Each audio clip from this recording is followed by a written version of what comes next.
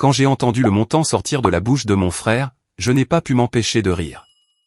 C'était quoi, encore? Combien va coûter le mariage? 55 000 $. Ni plus, ni moins. Lily a tout calculé pour nous. Cela inclut les fleurs, le traiteur et la compte pour le lieu de réception. Assis en face de moi, les bras croisés avec arrogance, se trouvait mon jeune frère, Brandon, de 10 ans mon cadet, une âme perdue à seulement 22 ans. À côté de lui était assise sa fiancée, Lily, avec une expression posée. Elle semblait avoir à peu près mon âge, peut-être un peu plus âgée. Lily a légèrement incliné son verre de vin et a dit, « Eh bien, nous sommes de la même famille, n'est-ce pas? » Bien sûr. Nous sommes censés nous soutenir mutuellement. Je vois. Donc, vous voulez que je paie 55 000 $? Oui.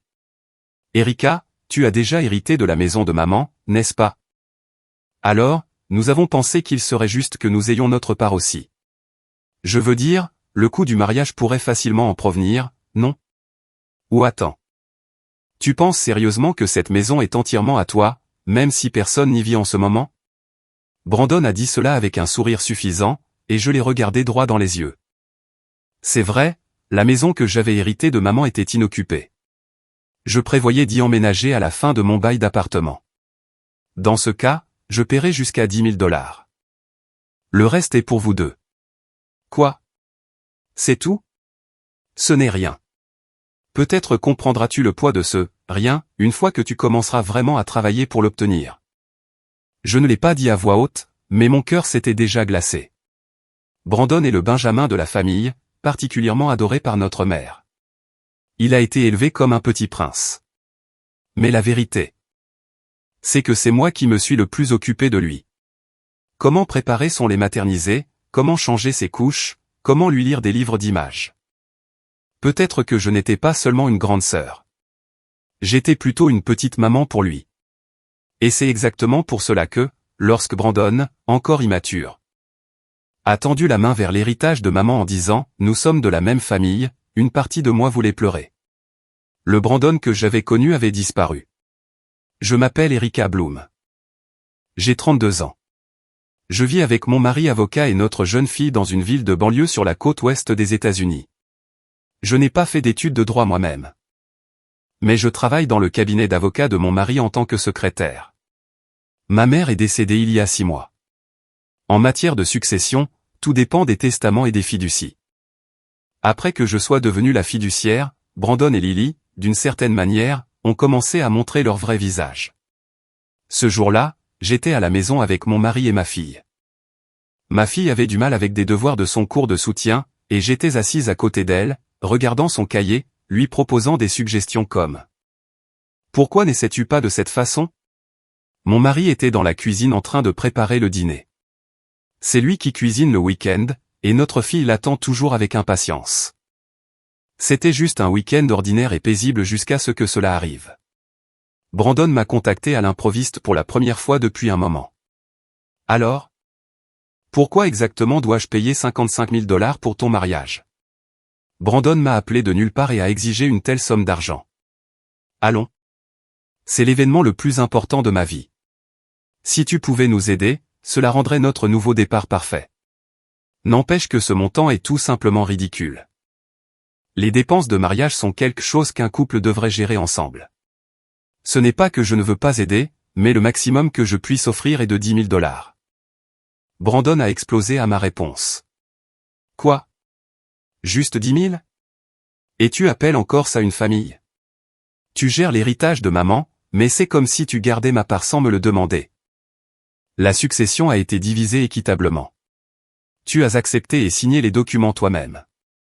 Comment savons-nous même que c'est ce que maman voulait vraiment? Elle était malade, n'est-ce pas? Peut-être que son jugement n'était pas tout à fait clair. À ce moment-là, je commençais à le réaliser. Ce n'était pas seulement l'idée de Brandon. Quelqu'un à côté de lui jetait de l'huile sur le feu. Et cela avait probablement commencé discrètement, même avant le décès de notre mère. Alors que je pensais à cela, Brandon a soudainement changé de sujet. Bon, peu importe. Oh, au fait, c'est ton anniversaire la semaine prochaine, non? Lily et moi avons discuté et réservé dans un bon restaurant. Et si on allait dîner ensemble pour la première fois depuis longtemps? Je suis surprise que tu te sois même souvenu de mon anniversaire. Bien sûr que je m'en suis souvenu. Nous sommes une famille, n'est-ce pas? Son ton était léger et joyeux, mais je pouvais sentir l'intention derrière. Mon mari peut venir aussi? Quoi? Oh, oui. Bien sûr, évidemment. Le jour du dîner, mon mari et moi nous sommes rendus au restaurant désigné. On nous a conduits à un espace semi-privé séparé par une cloison. À l'intérieur, Brandon et sa fiancée, Lily, étaient déjà assis. « Salut, joyeux anniversaire », a dit Brandon en levant son verre pour un toast. « Merci, mais cet endroit est un peu étrangement conçu.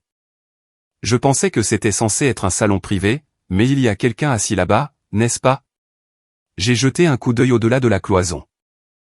À la table se trouvaient 3 personnes inconnues en costume. Même si c'était un restaurant, ils ne mangeaient pas. Au lieu de cela, des documents et des dossiers étaient étalés sur la table. Ne t'en fais pas. C'est calme ici, alors je suppose que certaines personnes l'utilisent pour des réunions d'affaires, a souri Brandon en tendant son verre de vin. Lily a ajouté avec un grand sourire, aujourd'hui, c'est une célébration. Essayons de nous amuser, d'accord? Bien que nous nous soyons assis, l'atmosphère semblait gênante. Malgré les conversations banales, Brandon et Lily étaient clairement agités. Ils n'arrêtaient pas d'échanger des regards, semblant attendre quelque chose avec anxiété. À ce moment, Brandon a abordé le sujet. Alors, Erika, je pense que nous devrions vraiment reparler de l'héritage. C'était donc la vraie raison derrière tout cela.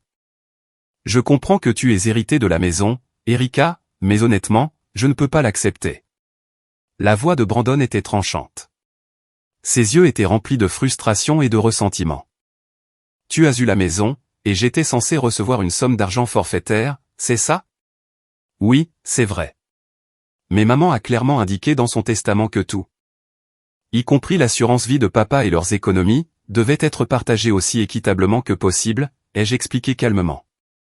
Puis Lily, souriant à côté de lui, a ouvert la bouche. Mais je comprends aussi le point de vue de Brandon. Cette maison est vraiment belle. Elle doit valoir une fortune. Ne devrais-tu pas reconsidérer la façon dont elle est divisée? Personne n'y vit en ce moment, n'est-ce pas? Cela ne fait que la rendre encore plus un gaspillage. Le visage de Brandon s'est illuminé un instant au mot de Lily. Mais c'était le genre de confiance qui donnait l'impression qu'ils essayaient de nous manipuler. Exactement. Lily comprend. C'est ce que je dis depuis le début. Vendons simplement la maison et partageons l'argent 50-50. De cette façon, j'aurai enfin une certaine liberté. Je veux dire, ce peu d'argent est complètement injuste. J'étais stupéfaite. L'héritage que maman avait soigneusement planifié en pensant à notre avenir, ils essayaient de le détruire si nonchalamment. Ce n'est pas si simple. Il est de notre devoir de respecter les volontés de maman. Mon mari a hoché la tête en silence, en accord. Pourtant, Brandon n'a pas reculé. Sa frustration n'était pas seulement l'influence de Lily, on aurait dit que son comportement gâté de toute une vie éclatait enfin. Alors que je réfléchissais à la manière de répondre, Brandon a jeté un bref regard de l'autre côté de la cloison. Les 3 personnes en costume se sont levées et ont commencé à marcher vers notre table. Ce sont mes avocats. Je les ai invités aujourd'hui pour que nous puissions maintenir la discussion fluide. Lily a rapidement sorti une enveloppe et l'a posée devant moi. Erika. Cela vous dérangera-t-il de signer ceci, s'il vous plaît? C'est un accord de délégation pour transférer vos actifs familiaux dans une nouvelle fiducie. Bien sûr. Votre frère a aussi des droits légaux, et cela réduirait le fardeau pour vous. J'ai froncé les sourcils. Attendez une seconde. Vous me demandez de renoncer au contrôle des actifs? Non. C'est simplement une délégation de l'autorité de gestion, a poursuivi Lily avec un sourire. Brandon sera le fiduciaire de la nouvelle fiducie, et je serai sa cofiduciaire pour l'assister. C'était clairement absurde. Il n'y avait aucune chance que je signe quelque chose comme ça. Juste à ce moment-là, mon mari, qui avait silencieusement parcouru les documents pendant tout ce temps, a enfin parlé. Je vois. Donc, c'est une coercition de transfert d'actifs déguisée en célébration d'anniversaire. Lily et Brandon se sont figés. Qu'est-ce que vous dites? Et qui êtes-vous pour dire ça? Je suis le mari d'Erika, et je suis aussi avocat. Quoi? J'ai brièvement examiné cet accord. C'est un document qui se fait passer pour un contrat de délégation, mais c'est en réalité un transfert de propriété manifeste. Le fait que Lily, la fiancée, soit listée comme cofiduciaire en fait un conflit d'intérêts flagrant.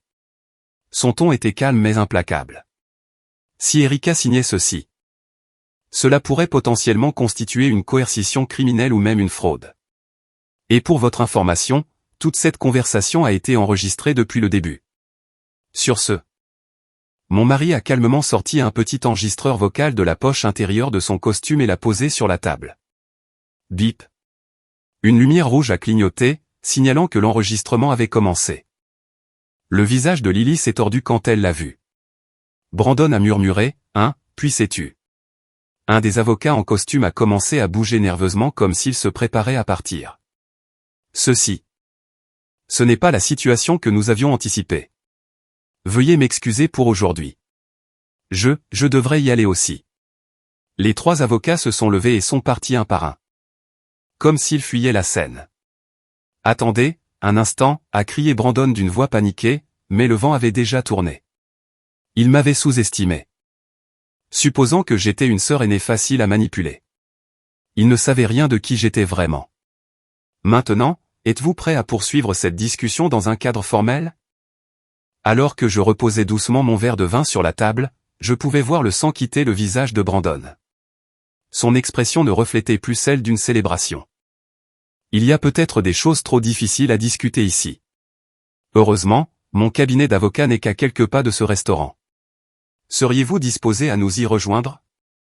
Alors que mon mari se levait et parlait doucement, Lily est devenue pâle et Brandon a regardé nerveusement autour de lui, comme s'il cherchait une issue. Plusieurs minutes plus tard. Nous étions à l'intérieur d'un bureau à seulement 3 minutes à pied du restaurant. La salle de réception était simple et calme. Des classeurs bordaient le mur. Et quelques documents étaient déjà disposés sur la table. Brandon et Lily étaient assis côte à côte sur le canapé tandis que mon mari et moi prenions place de l'autre côté. Quelques documents reposaient sur la table, et par-dessus, l'enregistreur vocal continuait de clignoter sa lumière rouge de manière constante. Alors, qu'est-ce qu'on fait ici exactement? A dit Lily avec un sourire, essayant de cacher son malaise, mais mon mari n'a pas répondu. Au lieu de cela, il a placé un épais dossier devant lui et l'a lentement ouvert. Voudriez-vous jeter un œil à ceci, s'il vous plaît? Il a sorti une partie du rapport et l'a tendu à Brandon. Ceci est un rapport d'enquêteur privé commandé de son vivant par Feu Violet Moore, votre mère. Un enquêteur privé. Brandon a froncé les sourcils, et les yeux de Lily se sont écarquillés. Le sujet de l'enquête, c'est vous, Lily. Ce rapport contient un compte rendu détaillé de votre comportement envers la mère d'Erika. Mon mari a commencé à lire à voix haute. Lily a rendu visite à plusieurs voisins de la cible, posant des questions telles que « Madame Moore a-t-elle agi un peu étrangement dernièrement ?» D'une manière qui a suscité l'inquiétude. Le sujet a tenté de recueillir des informations sur la situation financière de la cible en utilisant une fausse identité. L'historique confirme des contacts antérieurs avec d'autres femmes âgées fortunées de manière similaire. Les lèvres de Lily tremblaient. Attendez une seconde. C'est... Tu ne peux pas te défiler. Pour la première fois, je suis intervenu d'une voix froide. Ma mère a senti que quelque chose n'allait pas avec toi depuis le début. Tu es apparu en prétendant être la petite amie de son fils, et pourtant tu en savais trop sur sa santé et ses finances. Elle s'est d'abord confiée à moi, mais sans preuve concrète. Elle a engagé un enquêteur privé elle-même. J'ai sorti une enveloppe de mon sac. C'était un autre jeu de documents que ma mère m'avait confié. Et ceci. Ce que j'ai sorti était un projet de demande de mise sous tutelle rédigé par Lily. La date remontait à une époque où ma mère était encore en vie. Tu te préparais à déposer une demande de tutelle volontaire en affirmant que ma mère était mentalement instable. En d'autres termes, tu essayais d'invalider son testament et son autorité financière et de te faire sa mandataire légale, te donnant un contrôle direct sur ses biens. Lily était sans voix. Ses mains étaient serrées fermement sur ses genoux. C'est incroyable, a murmuré doucement Brandon. Lily, tu es vraiment allée aussi loin. Je pensais à toi. Non. Ce n'est pas vrai. Tu ne pensais pas à moi. Tu as été aveuglé par l'argent de ma mère. À ces mots, les yeux de Lily ont vacillé. Brandon, ai-je dit lentement.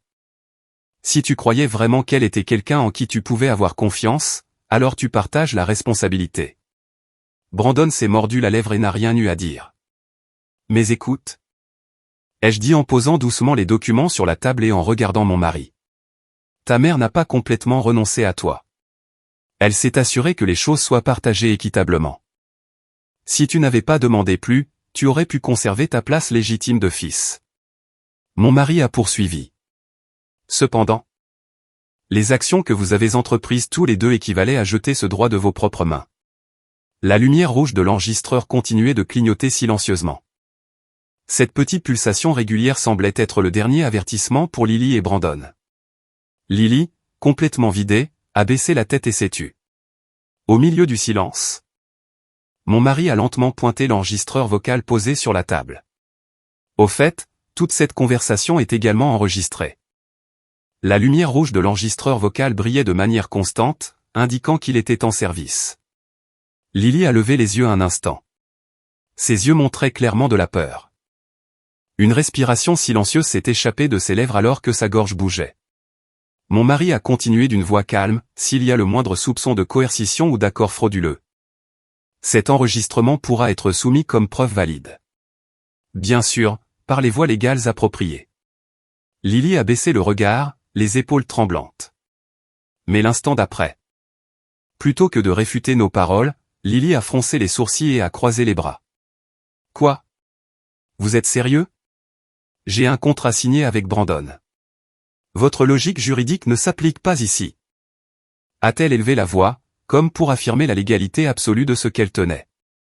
Mais mon mari a tranquillement pris un document et a répondu froidement. Ce prétendu contrat n'est qu'un mémorandum. Il n'a aucune force juridique. Ce n'est pas un accord de fiançailles formel ni un contrat de partage d'héritage juridiquement contraignant. Donc, la probabilité qu'il soit invalidé est extrêmement élevée. Lily a hésité un instant mais a rapidement répliqué, « Ne soyez pas ridicule. C'est ma carte maîtresse. Si vous pensez que je vais perdre contre vous, vous vous trompez lourdement. Je n'abandonne pas. » Sur ce, elle a tourné les talons et s'est dirigée d'un pas rageur vers la porte. Bang! La porte a claqué violemment derrière elle. Quelle femme tempétueuse! Mon mari a laissé échapper un petit soupir et a commencé à ranger les documents sur la table. Après l'explosion et le départ de Lily, Brandon est resté avachi sur sa chaise, l'air complètement épuisé.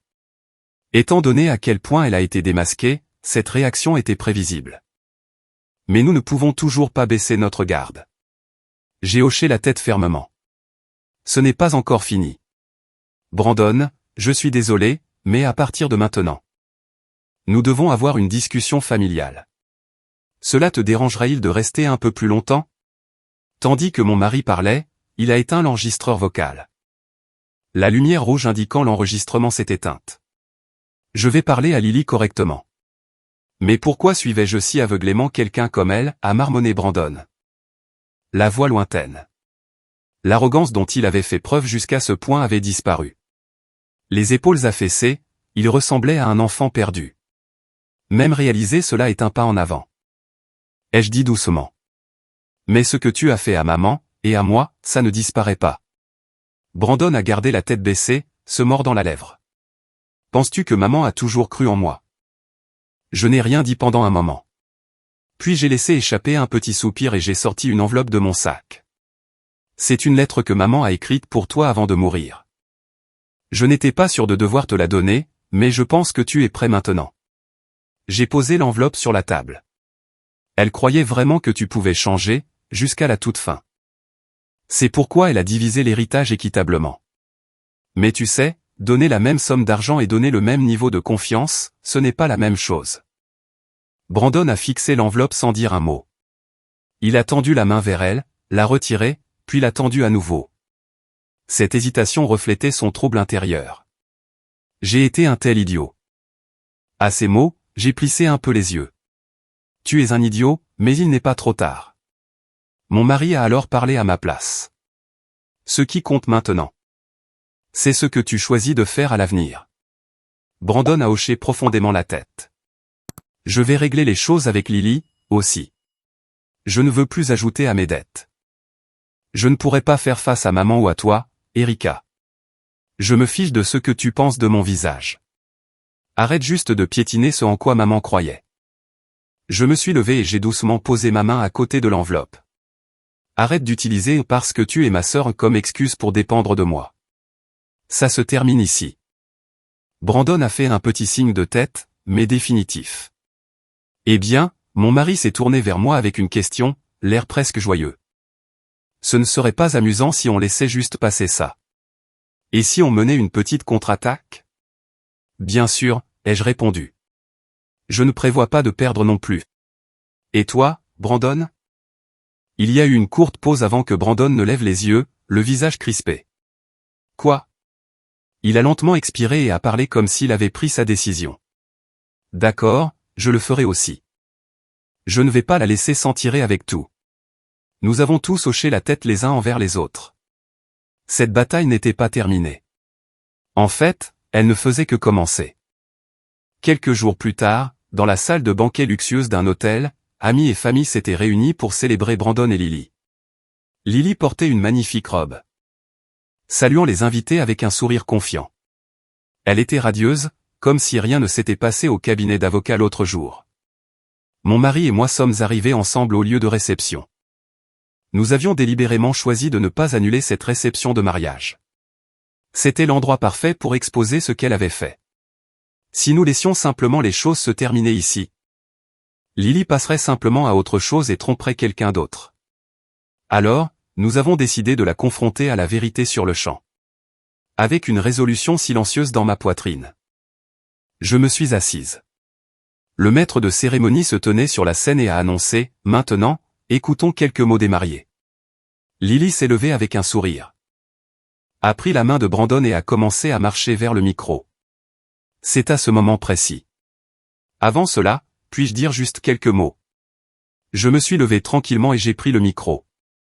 Un murmure s'est propagé dans la salle. Tout le monde, merci d'être venu aujourd'hui. Je suis désolé d'aborder cela à une occasion si joyeuse, mais s'il vous plaît, accordez-moi un moment pour parler. À côté de moi, mon mari a tranquillement sorti un enregistreur vocal de son sac et l'a posé sur la table. Le bouton de lecture vert brillant semblait prêt à invoquer les voix du passé. C'était l'audio que nous avions enregistré lors de ce dîner d'anniversaire. Tout avait mené à ce moment. Il y a quelques jours, j'ai été invité par Brandon et Lily à un restaurant sous le prétexte d'une célébration d'anniversaire. Mais là-bas, on m'a fait pression, accompagné de 3 avocats, pour que je signe les droits sur la maison et les actifs que j'ai hérités de ma mère. Le murmure silencieux dans la salle s'est intensifié. Les invités ont commencé à se regarder les uns les autres. Au cas où, mon mari et moi avons enregistré la conversation. J'aimerais en partager une petite partie avec vous tous. Mon mari a appuyé sur un bouton. Et la voix de Lily a résonné dans toute la salle. Erika, si tu signes tout de suite, tout sera réglé. Laisse-nous la gestion de la succession. C'est un accord familial, n'est-ce pas? Brandon comprend aussi, non? Ne t'inquiète pas, elle est facile à manipuler. Elle ne résistera pas. Au moment où tout le monde a reconnu que c'était la voix de Lily, l'atmosphère dans la salle s'est figée. De plus, ma mère avait engagé un enquêteur privé avant de mourir. L'enquêteur a recueilli des preuves que Lily avait interrogé les voisins sur la santé mentale et la situation financière de ma mère. J'ai tendu un des documents que mon mari tenait vers Lily. Son visage est devenu pâle en un instant. Voici son véritable mobile. Ce mariage n'était pas bâti sur l'amour ou la confiance. C'était un plan calculé pour s'emparer des biens. Attendez. C'est un malentendu, a crié Lily. Brandon, s'il te plaît, crois-moi. Je vraiment? Mais avant qu'elle ne puisse finir, Brandon s'est avancé. C'est assez.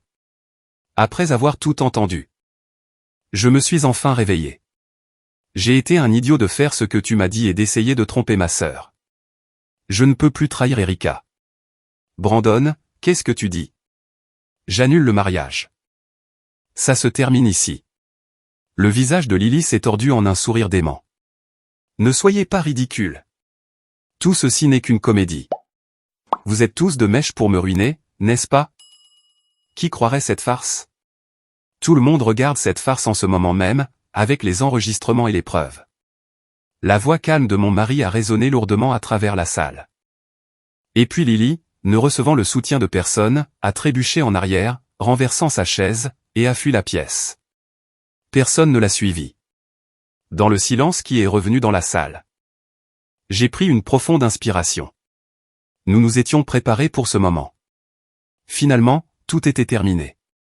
Brandon, resté seul dans la salle de mariage, a pris le micro avec une expression solennelle.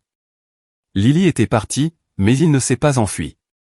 Tout le monde, je suis vraiment désolé, a-t-il dit sincèrement.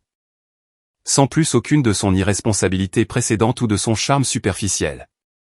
J'ai fait des choses terribles à Erika, en suivant simplement les instructions de Lily. Essayer d'utiliser ma famille pour de l'argent était honteux et déshonorant. La salle est restée silencieuse, mais personne ne s'est moqué de lui. Mais à partir de maintenant, je vais vivre correctement. Je vais trouver un emploi stable, et je ne laisserai plus personne me contrôler. Erika, encore une fois, je suis vraiment désolé. À ces mots, j'ai fait un léger signe de tête et j'ai plissé doucement les yeux. L'atmosphère dans la salle s'est adoucie. Sentant le changement, le maître de cérémonie a changé de ton. Maintenant, bien que la mariée soit malheureusement absente, nous aimerions inviter quelques mots du marié et de sa famille. J'ai repris le micro, souriant doucement. Merci à tous d'être venus aujourd'hui.